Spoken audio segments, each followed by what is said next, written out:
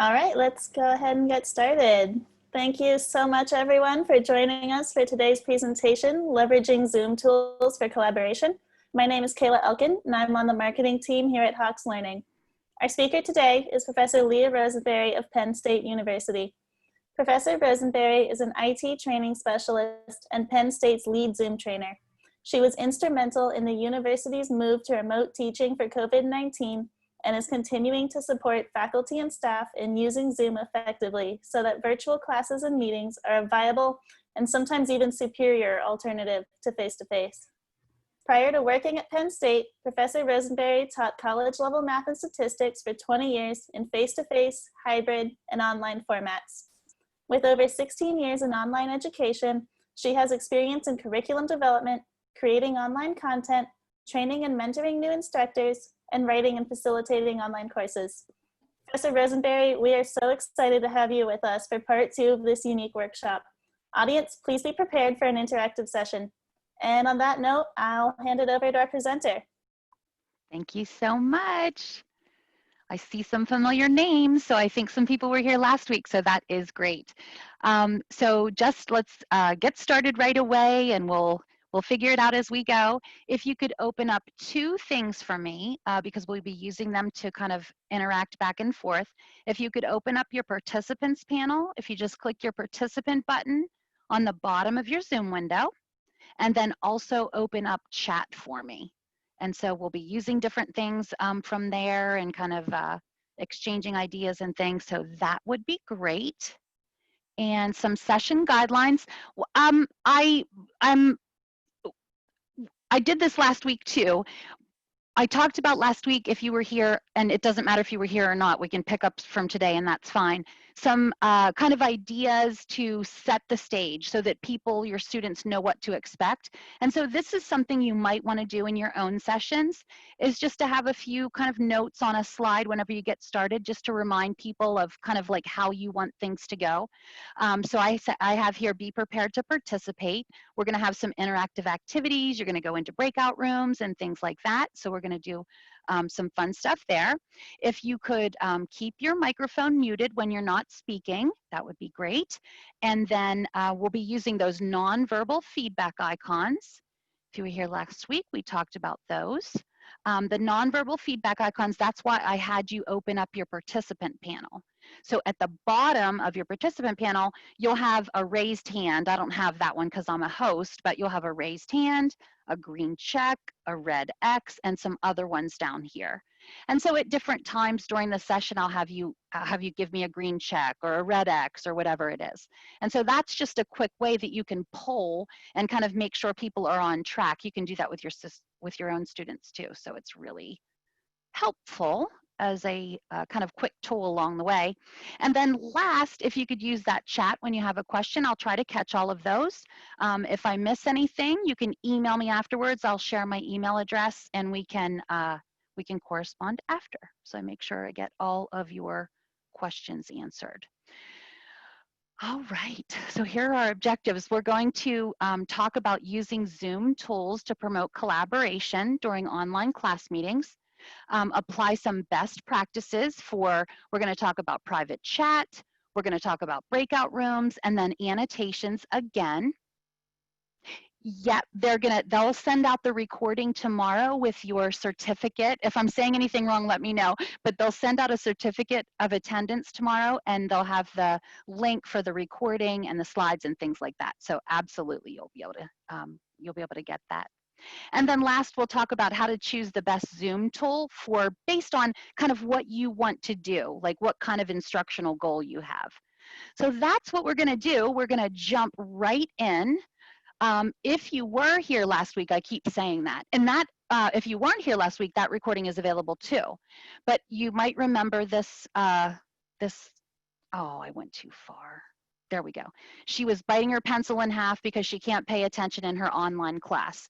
So we talked about some interactive tools last week in Zoom. This week, we're going one step further. Now it's, I can't learn this by myself. When I teach online, it just breaks my heart when I have a student that'll say, I can't learn this, I can't teach myself. I never want them to teach themselves, right? And I don't want them to feel like that's what I'm asking them to do. So we can use some of the collaborative tools in Zoom to kind of make sure that doesn't happen. There are lots of other things you can do outside of Zoom too, but we're going to talk about the tools for Zoom tonight. So just to kind of get our juices flowing or whatever, I would like for you to share an experience you had collaborating with others in an educational setting. Just share that in chat, whatever you were doing. It could be, with colleagues, or it could be with students. So just give me some ideas of the kinds of collaborations that you have.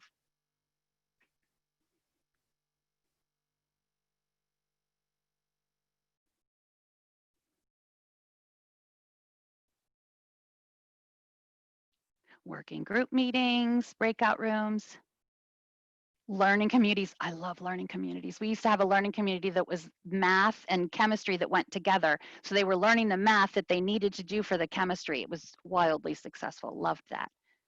Developing curriculum, helping students with math, WebEx meetings with students. Yep, committee meetings.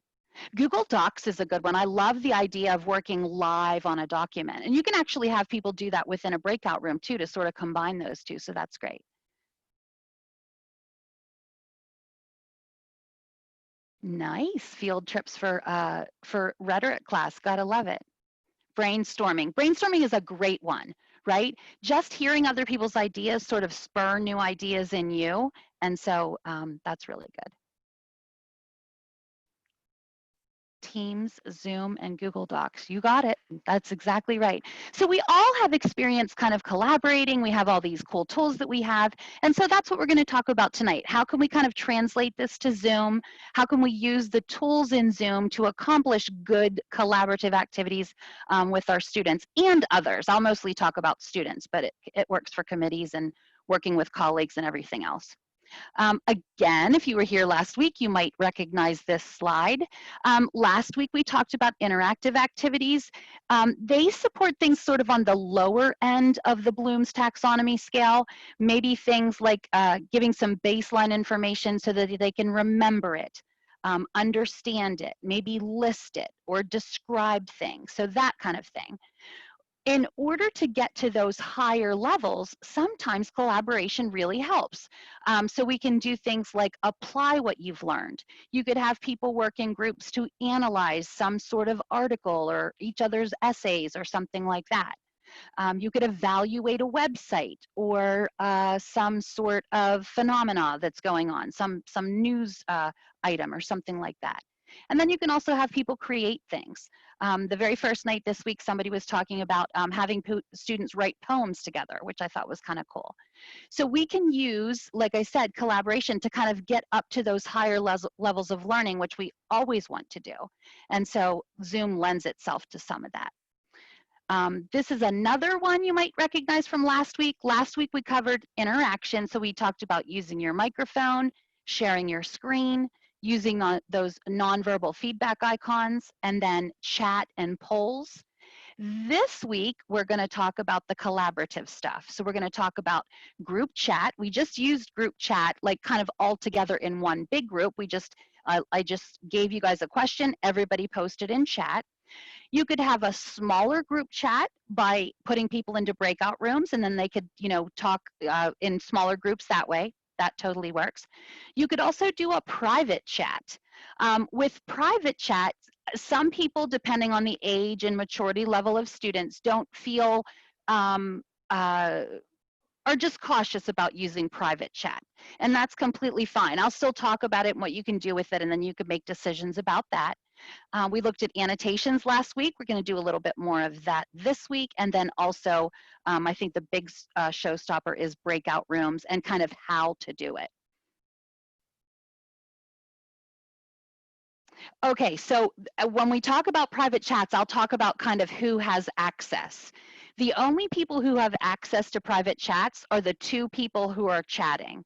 So even the host doesn't have access to participants who are private chatting. Zoom doesn't keep track of that. You know, the host doesn't get it in any way. If a person who was in the private chat saved their own chat, then they would have their private chats, but they wouldn't have the private chats of everybody else. So yeah, so that's one of the things to consider. And like I said, we'll talk more about that. All right, so Zoom tools for collaboration. I talked a lot about chat already. We talked about private chat and group chat. We'll talk a little bit more about that in just a minute. Annotations are a great way, and we sort of gave a preview to that last week. You can either use a whiteboard and sort of have everybody work collaboratively on a whiteboard. You could also set up a PowerPoint slide. That's like my favorite way to do it, but again, whatever works for you. And then breakout rooms, like I said, that's the best tool as far as that goes. So let's start with talking about private chat. Now, there are lots of us here tonight, so we can't actually do a private chat, meaning I can't take the time to pair you guys up into pairs. If you had a smaller class, you could pair them up and they could do their private chat activity. I'm still going to show you how to do that and kind of how to talk, like how to set it up and everything like that, but we won't be doing that exact one tonight. So just letting you know that before we kind of get started. So one of the things you can do with private chat is called just a think, pair, share. And I know you guys have heard of that before. So you pose some question that has different answers. You can let students brainstorm together, maybe come up with some ideas about something. I'll show you what we would do here in just a second. You allow for some think time before you pair the people up. So you have students think about, okay, whatever the question is, you have them think about it alone. Then you put them in pairs to kind of share their ideas. And then everybody comes back together and you can share those ideas with the class. And like I said, it just gives a little bit more interactivity. Somebody who could get away with being completely silent in a big group, probably if you put them in a pair would talk, right? So it's a way to encourage more people to kind of actively participate. So that's a good thing. As far as how I pair people up, I'm going to bring over my participant window again, just so you guys can see it. There we go. And I usually I have a host, like a co-host or something like that with me. And so whoever is the one presenting, the other person would literally just take the names on the list and just start making the pairs. It's a very manual process. So if you have a giant class, you can't do that. Now, what you could do is you could kind of set the pairs up in advance. And then when the live class came, you could just delete anybody who wasn't in attendance and kind of pair those leftover people up. When there's an extra person left over, I will chat with them, or the co-host will chat with them, so you can do it that way. There is no way to put 3 people together, though, in the chat. So you can't do it that way. What you can do, yeah, and Michelle says, do you just verbally assign the pair? You can just do it verbally too. I could literally just say, you know, Alice and Anna, and then Anna H and Aisha. I could do it that way. I usually do it, like I said, because I usually have a co-facilitator. I usually literally type it in a Word doc and then just like copy and paste it right into the chat for people to see. Okay, so once you pair everybody up, you have to show them how that they can do private chat. And so I'm going to show you that now. I'm going to drag my chat over here. And they probably have figured this out. I don't know, but I'm just going to show you anyway, just in case. So here's my chat. And so you'll see right here, I have this little everyone there. If I click the drop down right beside that, I could choose just one person to chat with if I wanted to do that. So I'm going to choose just one person to chat with, and let's see if somebody will talk to me. I'm going to choose Anna, and I'm just going to say, hi, Anna. And so I texted Anna, I private chatted Anna. Let's see if she comes back. You'll notice when it's a private chat, it'll have privately right beside it like that. And once I choose somebody, it'll stay with that person until I literally do the drop down again and click everyone again. So that's something to think about too. Sometimes when I'm private chatting and then I'll go to talk to everybody, I'll just paste it in there and I'm like, oh my goodness, I just pasted it to, I would paste it to just Anna. She said hello, like that. Now, if you look at your chats, you don't see the private chats. You just see your normal chat. And that's the way private chat works. So I can see the private chats that I'm involved in. Anna can see the private chats on her end because she's involved in it. But unless you're private chatting, either us too, you won't see ours. So again, that might make people, like, depending on the students and the facilitator and everything like that, the teacher, you might not want to use private chat. That's totally okay. If you didn't want to use private chat, what you could do is you could use breakout rooms and just put 2 people each. And so that would be a way to have just pairs and do it that way. Now, again, you still wouldn't know what they're talking about. So I'm not sure, like, it depends on what the concern is with private chat, but that's just something to think about. And yes, so Michelle says, is it possible to turn off private chat? It absolutely is. And so right here at the bottom of my chat window, and this is because I'm a host. When you're a host, you'll have it. Right now, you won't have it. I have 3 dots here, okay? You have 3 dots there too. When you click yours though, you won't have all the options that I do. And so here I can decide who can chat with who. And so I have nobody can chat. I have the host only can chat. What that means is I can chat with everybody and everybody can chat with me. So when it says host only, it means you guys can chat with hosts, but you can't chat with each other. I can go everyone publicly. That would be the one you want if all you're trying to do is restrict the private chat. And then down here, the last one is the one I have. It has private chat and public chat. So both of those are on. Yes, exactly. So what you can do is you can turn chat off on the fly during an important part of a class or a meeting, and then turn it on when it's time for people to discuss. They'd probably use their phones, but you get the idea. Like, that's the whole point. Both students need to privately select each other. As long as one person makes the selection, then whenever they chat, it'll pop up. So when Anna chatted me, here, let me go back to everyone. There. Okay, so Anna, if you don't mind, chat me again and watch what happens. When I get a message from her, it'll flip my little drop down to just Anna. So when I respond, it kind of takes that step away and lets me, I don't have to like look for her name and chat again like that. You will not know that they are talking with private chat. So again, that's something to think about, right? You won't know. Yeah, so. One of the reasons I prefer meetings to webinars is I like the interaction. And so what Sally was saying about everybody complained about not having the chat on, exactly. You know, but I gotta say, like, if you're talking to your students and you're, doing whatever and you're gonna go over something important, if you warned them and said, listen, there's some side conversation, I totally get it, it's okay, but for a minute, I need you to concentrate on what I'm doing and then turn it off for just a few minutes, I don't know how they can argue with that. Yep, you can go back and forth between the options. Yep, absolutely. And so there you go. So I hadn't talked to Aisha, but when she private chatted me, look, it popped up. And so now I can respond to her easily. But the other way to get to private chat is I could just click on somebody and it puts their name up there. So that's just sort of like a fast way. Let me show you one other place that you can turn chat on and off and kind of do things like that.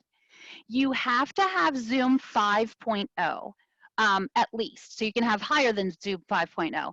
But as of Zoom 5.0, Zoom actually addressed some of the security concerns, and they gave us a security button when you're the host right down here on your menu. And so that is kind of like a central location that lets me control things in my class if anything crazy is going on. So if I click this, you'll see I can lock a meeting. That means I can lock it and nobody can come in. I can enable the waiting room. So that puts people like in a middle spot, and then I can let them in when I'm ready to let them in. And then these are things I can turn off. If I don't want participants to be able to share their screen, I can turn this off. If I don't want anybody to be able to chat, I can turn that off. I can say that people can't rename themselves. I can say that people can't unmute themselves. And then I can also say that people can't annotate. And these you can change just as you go along. So maybe I would want to have annotations turned off, but then later I want them to do some sort of activity. I could turn it on, and then after the activity, I could turn it back off again. Yeah, you won't see the security button until you're the host. Yep. Oh, no problem, Anna. No problem. Do you guys see it? Am I sharing my screen? Can you see my security button or no? Okay, so some people are saying yes, so I think we can. Okay, good, good. Yeah, let me see. Sally, you might have to refresh. Sorry about that. Or maybe it just took it took a while to come in. It's too small. I gotcha. Yeah. If something is too small, I'm going to teach you another trick here real quick. Let me pull my Zoom window over. Oh, I don't think it's going to let me show you. I'm going to show you what it, nope, I don't have it. It's okay. So you have two buttons, sort of notification type buttons, if you want to call it that. It's at the top of your screen. One says you're viewing Lea Rosenberry's screen. That should be green. Next to that is in black, should say view options. If you click view options, you'll have a zoom, zoom ratio. You have some choices about how big or how small the things on your screen are. So if you're having trouble seeing something, you can zoom in on it and be able to see it a little bit better. Robin, if you haven't seen the security icon, then you need to update your Zoom. Yep, and I'll share that. I will share that. It's just zoom.us/download. And it is the very top option on the screen. It says Zoom Desktop Client, and that'll give you that option for security there. So, all right, checking my time, making sure we're not going to run out. Very good. It does look different from the iPad and the iPhone just a little bit, but you still have most of the same options. You just have to find them in a different place. What you have to remember when you're using either the iPad or the iPhone is you might have to sort of tap your screen. The iPad and the iPhone both do, and I'm sure the Androids do too, sort of do you a favor and kind of give you a bigger screen that you can see on by hiding the controls. And so for hiding the controls, in order to see those controls, you just sort of tap on the screen and then you'll be able to see them and you're good to go. All right. Okay, good. Sally found it. Yay. Excellent. Okay, so again, we can't do the think, pair, share, but what I was going to share with you, what I would have had you do was, what is something you are doing in your online class that you think could be more interactive or collaborative? The reason I would have you guys start to think about that is later in breakout rooms, that's what I'm going to have you guys focus on. So again, it's just a way to kind of get the conversation going, and then whenever you're in breakout rooms, you'll talk about them a little bit more. The calculator, you mean like share a calculator, Christy?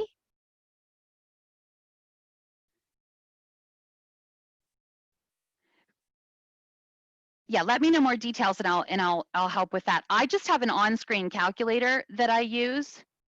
Yeah, exactly. So I just have an on-screen calculator that I use. And there are also like different ones you can download and things like that. And then I'll just show it on my screen and click buttons and things like that. And they can go from there. Yeah.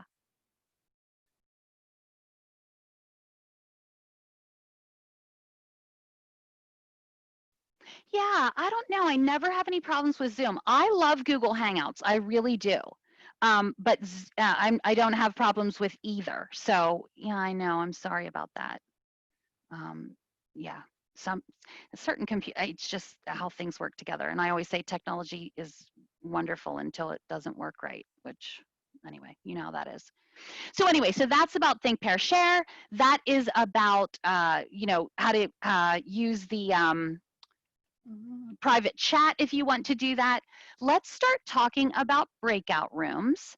And so as far as using breakout rooms, you can use them tons of different ways. There's no way we could come up with every way. I'm just going to give you a couple here.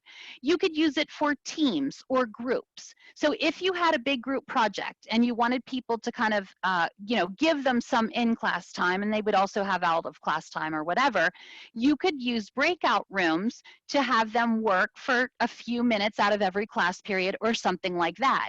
And so that's one thing you can do with breakout rooms. You could do something like a team competition. You could put them into rooms, have them work on some, you know, whatever it is, some activity, and then they could come back together and share, and then, you know, you could have some sort of contest, choose the best one or something like that.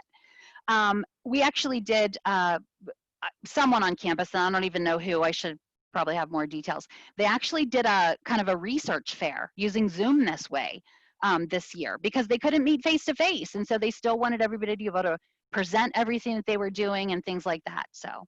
And then another use, which might sound counterintuitive, is you can actually use individual breakout rooms. We have been using individual, some people on campus have been using individual breakout rooms for proctoring tests. And so they would have a student go in, just one student at a time. They would have the webcam on them and they would be working on their test. The instructor can go from room to room and kind of check on people. And so you could use breakout rooms kind of non-traditionally in that way too. So. This, oops, I'm slow. This is what it looks like, right? I'm going to click the breakout rooms. Now I have this slide just in case, but I'm going to actually show you this live. So I'm going to drag this over here again. And so one thing that Zoom does for you is it will condense things on your menu if you have things made smaller. You'll notice I have a more button here.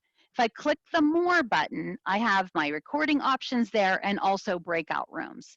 If my window were open a little bigger, that more button actually goes away because those buttons go where they belong, kind of on my toolbar. The reason I tell you that is because if you ever feel like something's missing or you can't find it, make sure you search under more. Make sure you check that more button because sometimes, like I said, it's just helping you out by kind of organizing things. All right, I'm going to make this smaller because I have lots of things to show you. Okay, so I'm going to go more, and then I'm going to click breakout rooms. And so when I do breakout rooms, I have this little pop-up thing here. It says I have 69 people in the room so I'm assigning people into one room. And then down here it says if I did one room, it would be 69 participants.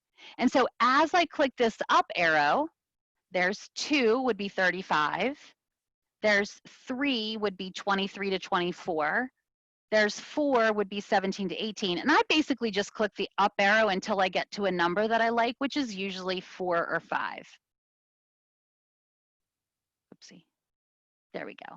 And so 4 to 5 to a room is what we'll do today. 15 rooms is a lot, right? So it just depends on the size of your class and stuff like that. Again, if you have a huge class and you want to use breakout rooms, try and get somebody to come with you, a TA, a student that you can trust to sort of help you out. They can't create the breakout rooms, but they can help you by going from room to room if anybody has questions and things like that.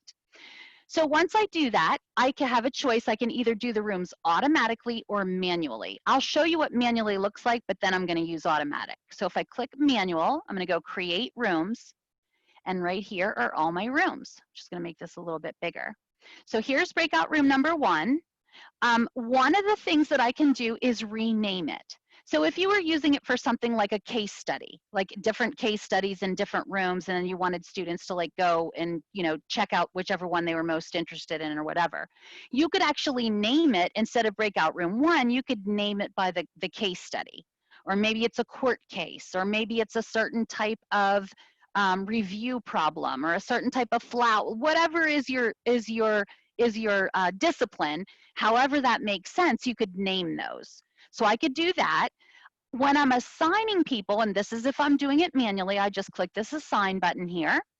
And then here are all the people in my meeting. And so I could just choose a few. I'm pretending I know who goes in what room. And so I'll do that. And then I can go down to the next room and do a few more people.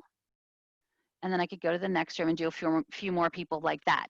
If you have a small class, you know your students very well, you might want to do manually. And so that's how you do that. If you want to shake things up and have people sort of meeting with different people all the time, you could do that automatically. So I'm going to go over here. I have a recreate. So I'm going to go here. I'm going to go, it says, are you sure? Kind of all existing rooms will be replaced. And yes, I'm sure. So now I'm going to just click automatically. There we go. It's still going to be 4 or 5 participants per room, and I'm going to go recreate rooms. Now what will happen here is it'll actually put the people in the rooms for me. And so there they are. So it just does it kind of randomly, not kind of randomly, randomly. And so again, depending on how well you know your students and everything like that, you can look down through and just kind of see, you know, is there somebody, like maybe I know I have a student who is struggling, and I also know I have a student who is really good to go and knows the material. I want to make sure those people are together. What I could do is hover over somebody's name. I could either go move to just move them to a different room, or I could go, come on, or I could go exchange. So I could take one person from one room and flip them to another room. So that's one way that you could do it. Another thing that you can do after, you know, just making sure that everybody's okay. And this is if you did want to assign them manually, just one thing I forgot to say. Maybe you have the cases set up around the, you know, however you're going to do it, like the different cases, and you want students to tell you what room they want to be in. A neat way that you can do that, and it makes assigning breakout rooms much easier, is on the participants panel. And if you were here last week, I showed you this. I can hover over, well, I have to do it on me. I can hover over my name, and then under more, I can go rename. And I could put the name of the case study. I'm going to just put Brown versus Board of Education like that just to get it. And so then I'm going to say, okay, what would happen then is when I see my people in the list to assign, I could grab all those people quickly and put them in the right room. So that's a kind of a way that you could have students be able to communicate which room they wanted to be in. And kind of make that manual part, if you wanted to do that, a little bit easier. You can assign breakout rooms in advance if you know who you want paired with who. You have to do that on the website, and I can take you there and show you that in a little bit, how that works. But that is an option. Let me check my time. Oh, we're doing great on time. I love it. Okay, once you have the people assigned the way that you want them, you want to go down here under options. So here's my options. The very first thing, I'm going to click this, is move all people into breakout rooms automatically. The reason you want to do that is because if you don't do that, people will get like a pop-up that says you have been invited to join this room. And then so you have to go click to join. Some people aren't paying attention, and so they don't click to join.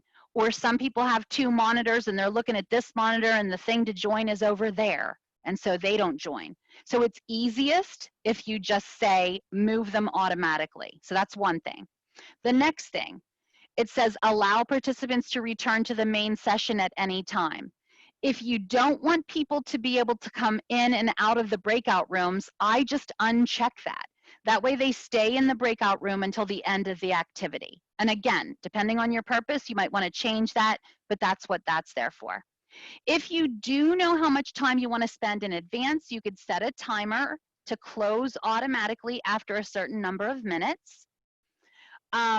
You can do a countdown. I don't do it automatically, because depending on what's going on or whatever, I might think of something I forgot to tell them and I want to bring them back at a certain time. So I just like to do that on my own when I'm ready to. I just use my cell phone timer, when the time is up or when I decide to, I bring them back in that way. But I do love the countdown after closing the breakout room. You can set this to anywhere from 10 seconds to 120 seconds. And what that does is it gives them a warning. It says this breakout room will close in however many seconds. It just gives them a little bit of time to kind of wrap up their conversation. So it's not like this abrupt thing and they get shot back into the regular room. So that's all there is with that. I've been looking over here and not over here, so I've probably missed a bunch of questions. So I'm going to go and answer these questions really quickly, like this. Oh my, I missed a lot.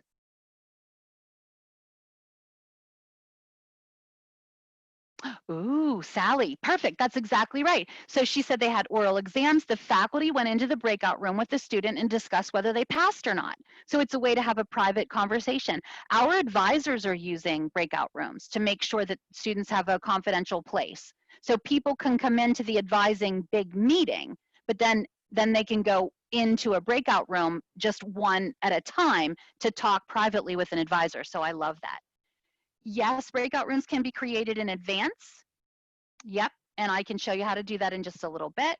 Yes, you can assign a label in what way? Give me a little bit more information on that, Bridget. Can you save breakout room assignments for a recurring meeting? Absolutely. Well, maybe. Do you mean assignments to the breakout room, or do you mean if they create something, can that save? Do you just mean who is assigned to a certain breakout room?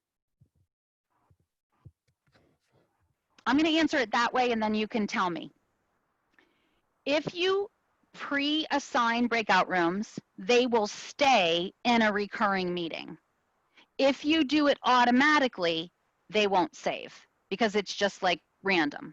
Okay, so there's that one. Same person cannot be in 2 rooms.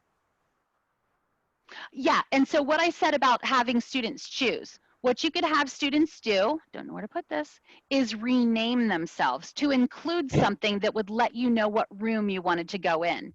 So under on their name, they would just have to hover, and then there's more, and then rename. So I could rename myself, and maybe I want to go to the quadratic formula room.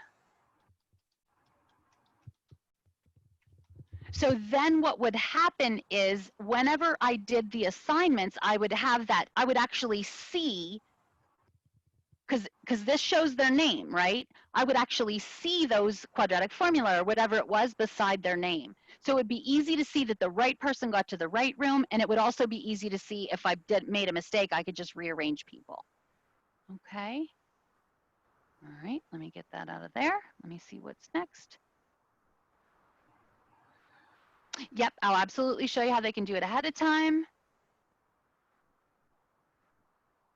Oh, you should be able to get them back into a Zoom room. I'll show you, actually, I hope I can show you this right now. Let me see something. I don't have anybody. Anybody who's unassigned will appear at the top. Okay, so if somebody comes in late or something like that, they'll appear at the top of the window with it'll look like this. It'll, instead of saying breakout room and then some number, it'll literally say unassigned, and then it'll have a list of people who are unassigned. So as long as you keep your eye on that unassigned area, you should be able to put them back into the breakout room. Yep, and I'll show you how to pop into the rooms. Now, here's what's going to happen. When I send you guys out, I'm going to keep recording to show you what it looks like in here, and kind of how to navigate and stuff like that. So even if you don't watch this whole recording again, go to the end and watch this part, because then you'll kind of see what the back end looks like and how you can move from room to room too. People can share screens in breakout rooms, absolutely.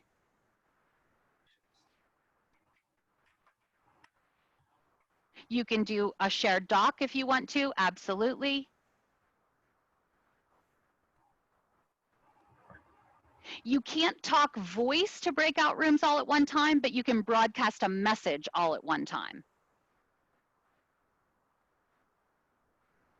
Yep, and keeping people in the same rooms, you can do that, like I said, with automatic No, with pre-assigned breakout rooms. I'm going to show you just this broadcast button, what it looks like right now. After everybody is listed in their breakout rooms, there'll be a broadcast all button. All I have to do is click that. I can type a message and then it will broadcast. I'll actually do one today just so you know what it looks like on the other side, but that's what it looks like on this side. And then whenever we're all done and I'm ready to call you guys back, I can click this right here and say close all rooms. And then what that does is that puts that warning up for you guys that says 60 seconds left. And then people can start coming back if they want to. And then at the end of the 60 seconds, if they haven't come back, they just all pop right back in. So that's how that works. All right. I think I got lots of those questions. How about it? I can share you how to share a screen whenever you're doing share. I can show you that afterwards. And yes, they can share their screens in breakout rooms. They can also share a whiteboard. Yep, absolutely. And you do have to know the email they're signing in with.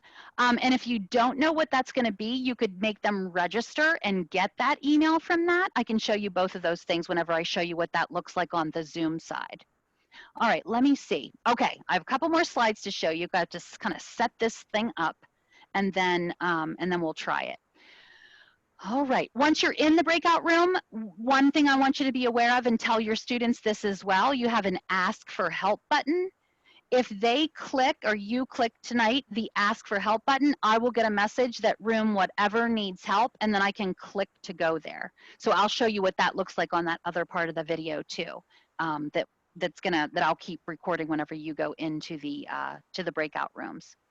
So as far as planning a breakout room activity, here's what you need to do. Make sure you have a clear plan, right? In the beginning of the semester, when people are first using breakout rooms, it's going to take more time.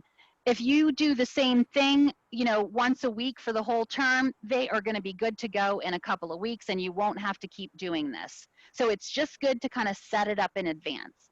So you might want to have them do some pre-work. What I was going to have you guys do in the private pair thing, what I usually do during this session, I have them do, I have a little bit of pre-work then. You could assign something for the night before, like for before class, maybe certain problems or just whatever it is. Have them do a little bit of pre-work. Make sure you give clear instructions. This just happened to me a couple of weeks ago with a session I went into. I went into the breakout room and not a single one of us knew what we were talking about. And I don't think it's that we weren't paying attention, although maybe we weren't, I don't know. But make sure those, explanations and instructions are clear ahead of time. Check for understanding before you send people out, and send them out, and then make sure that they have instructions for when they are out, so they have something to refer back to. And that just reminds me that I forgot to open something that I need to open to share with you. So I'm going to do that really quickly. Let me check. Okay, no new questions. That's good. 1 second till I pull up my Google Drive to get something to share with you guys. What I'm going to share is these instructions right here. They're on the screen, but I'm also going to share them. Actually, they're not on the screen. And we're going to skip the pre-work part of it too, because I want to make sure we have enough time to show you those other parts. So this is what the activity would look like. I would do 3 minutes of think time. So whatever it was. So I would have you think of at least one activity to use with breakout rooms, and then identify what you would like to accomplish with the breakout rooms for those activities, and then also maybe think of those challenges so that you might encounter. And then that would be what we would brainstorm about in the room, and then like I said, we'll share when we come back. So hang on 1 second. I'm opening Google Drive to get to a document I want to share with you.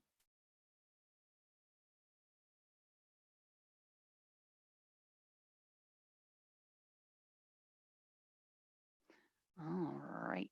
Actually, no, I want to open it.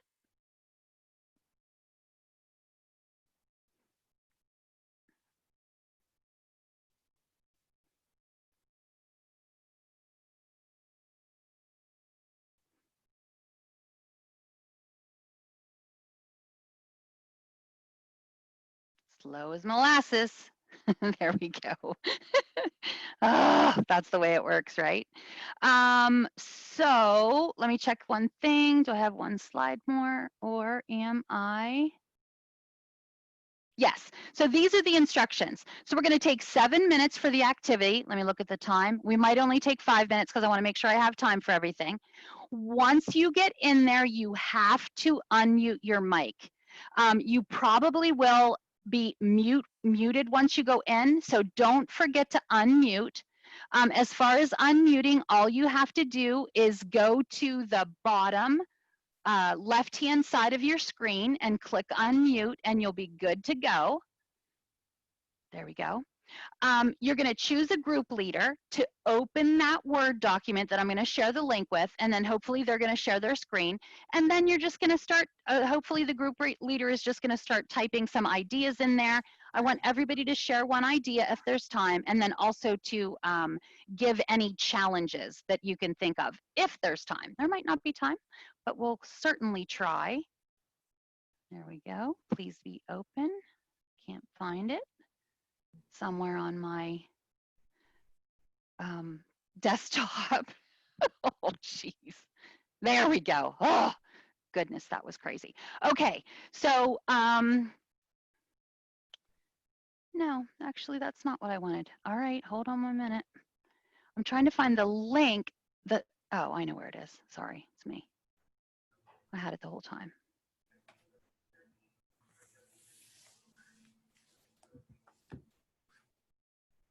Okay, this is much better. Close one. All right, I'm going to get my chat. Where is that?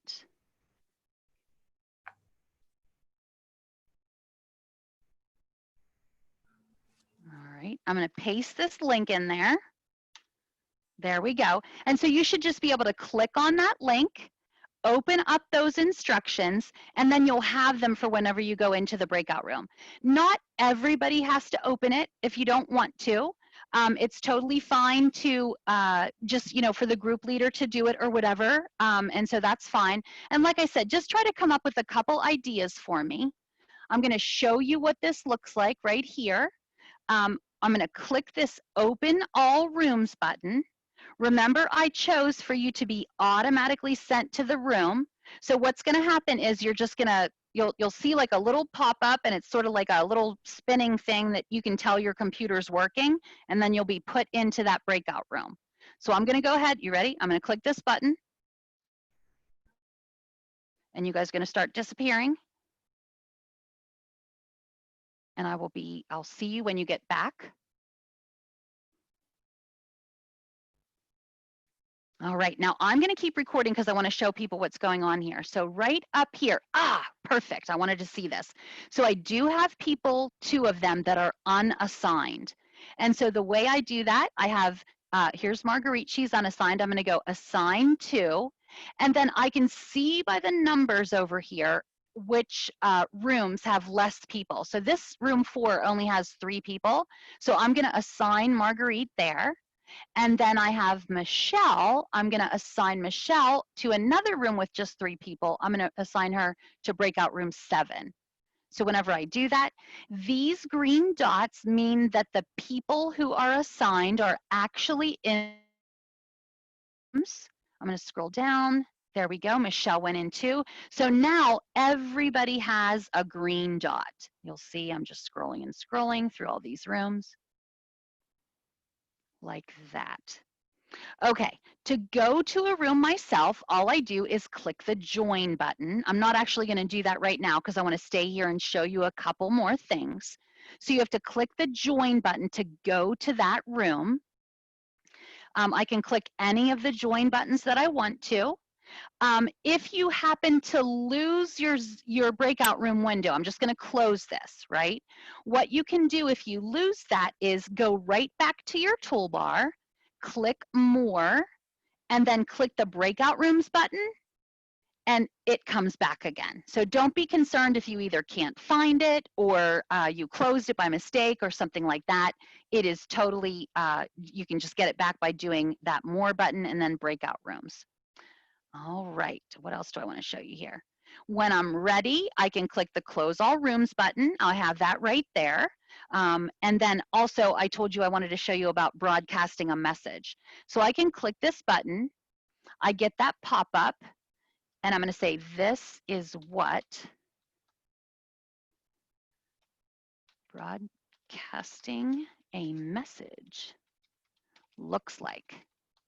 And then I can just hit broadcast, and that will show up in those individual breakout rooms.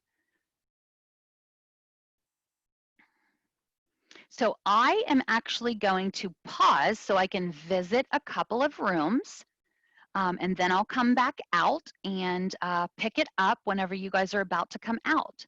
So I'm going to pause right now. We'll be right back.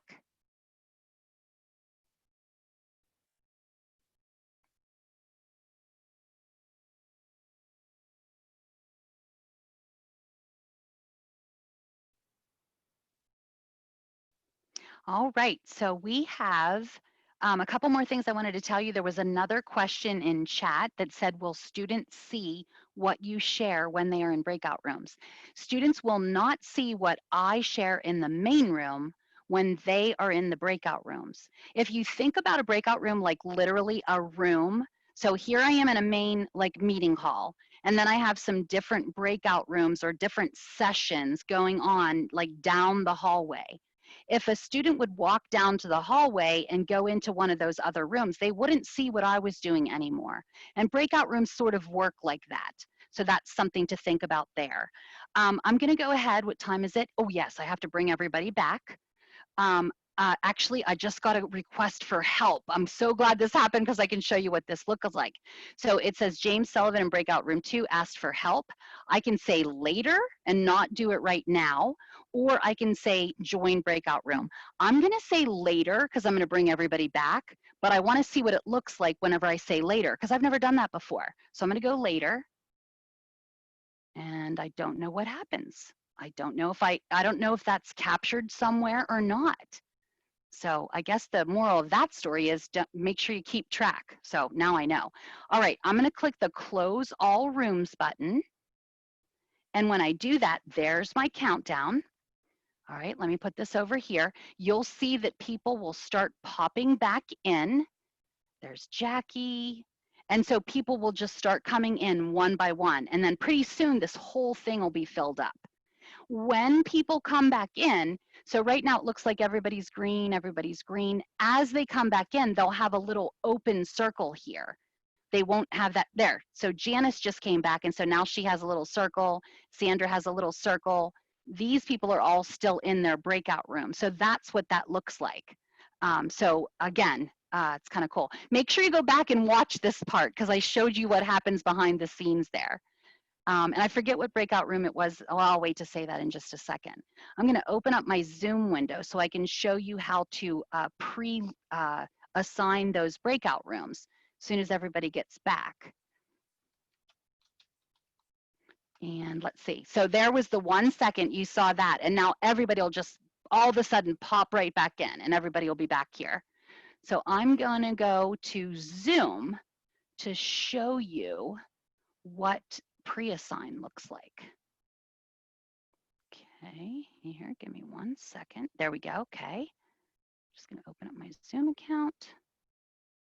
Okay, it looks like it worked. Nope, of course it didn't.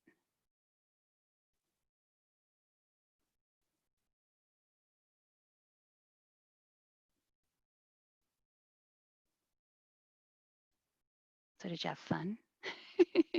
Somebody asked a question right before you went into those breakout rooms, and I went ahead and answered it in the chat. I also answered it on the live recording, but just in case somebody doesn't watch the live recording, you won't miss that then.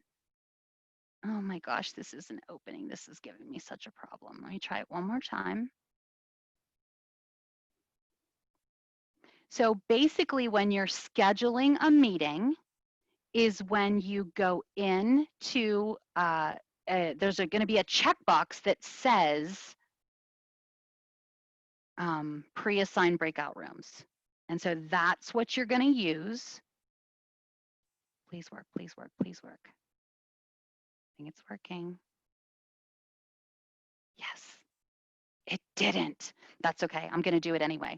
All right, let me move this over here really quick. Put this over here really quick, bring this over here really quick. So here I am on my meetings page. This is my meetings tab here. And so over here I have schedule a new meeting. So I'm going to click schedule a new meeting. Let me make this a little bigger actually. Okay, there we go.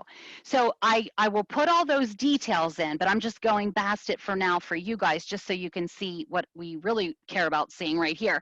So I do a name of the meeting, I do a description, I can do a date and time if I want to, recurring, but right down here is pre-assign breakout rooms. So breakout room pre-assign. If I click that, you'll see right here I can create the rooms. So if you wanted to call them, you know, different case studies or whatever, like we talked about, I could do that. I can also import from CSV. This is the easiest, fastest way to do it. When I click on that, right here, I can download a template. So if I download that template really quickly, let me show you what, there we go. It'll just take a second to save and I'll open it up.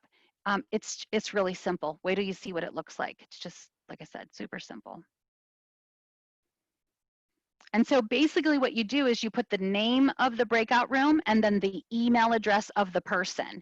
And then I forget who asked the question, but somebody said, do I have to know the email address? And you do need to know the email address. And so I can show you how to make sure you know that too. So in the first column, I put the name of the room. And then in the second column, I put the email address, and that's how you pre-assign people.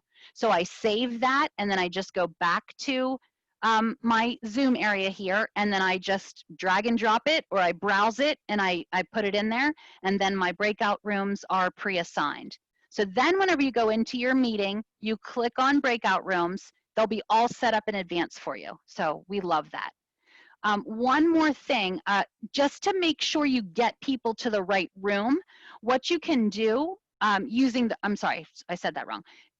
Using the right email address, I can either do one of two things. I can require registration. If I require registration, it makes them fill out name and email address. Like you had to register for this workshop. And so that's exactly what it would look like. You could do that. The other thing you can do down here under authorization or authentication, I can click this and then you can decide who to let in. So this is for Penn State only email addresses. And so you could set it up to be only from your school or only from your domain or whatever like that. So those are your options for doing that. I have some resources about that. If you have questions about that, please feel free to email me and I can send those to you. I'll put my email address in chat. It's really easy. It's just my first name and then @psu.edu. There we go. And I'll put that in there again. So that's how you do that over here. Just really quickly, we'll finish up because we're already at time. I'm so sad. We didn't get to do our little annotation activity. It's pretty much the same one that we did last week, where we would just share some ideas, let people write on the screen and so forth. People were talking about a whiteboard. I prefer to set up a PowerPoint kind of the way that I want it to look, but a plain old whiteboard works just fine. So here is my, I just put ideas in one column and then challenges in another. If you want to be even more structured than that, you can do something like this. And actually, like, you know, for certain groups and things like that, which totally works. And so either one of those options will work. Just really quickly, as far as best practices go, if you can have somebody to help you with breakout rooms, it's a great idea. If you have a smaller class, it's not really necessary, but if you have a larger class, it's just, like I said, just a great idea. You can provide clear instructions. That works like a charm, even though I rushed them today. And then, like I said, make sure that there's added value, right? Don't go through the hassle of a breakout room if it's not really gonna do anything, you know, sort of like further your instructional goals or whatever. But it might be a little crazy at first, the first time you do it, but you're gonna get good at it and it won't seem like that anymore. So this breakout, make sure there's added value, you're gonna be a pro in no time and it won't even be a problem. So I'm not really worried about that one. One more. So these are our objectives. Hopefully you learned these things today. I really hope so. And again, if you have any questions, like I said, go back to that recording. Feel free to use my email address and watch the one from last week if you didn't see it. And then if you have any questions, let me know. There's my information again. I'm going to give you a leah@psu.edu again. There we go. Yes, thank you so much. Hawks Learning says marketing@hawkslearning.com. And then you'll get that email tomorrow with the link to the page of the blog that has everything. Okay, I think I'm done. Thank you guys so much. Yeah, thank you guys all so much for coming. And thank you so much, Professor Rosenberry, for hosting this workshop. Sure. If anyone has any questions, please direct them to us at marketing@hawkslearning.com. We will be emailing you a link to view this webinar on demand, and we will also include the link to part 1. So look out for that sometime tomorrow. I'll get that out to you guys. You can view it as well as past webinars on our blog at blog.hawkslearning.com. Thanks again, and I hope everyone has a great rest of their day. Thanks, everybody. Take care. Feel free to reach out. I mean it.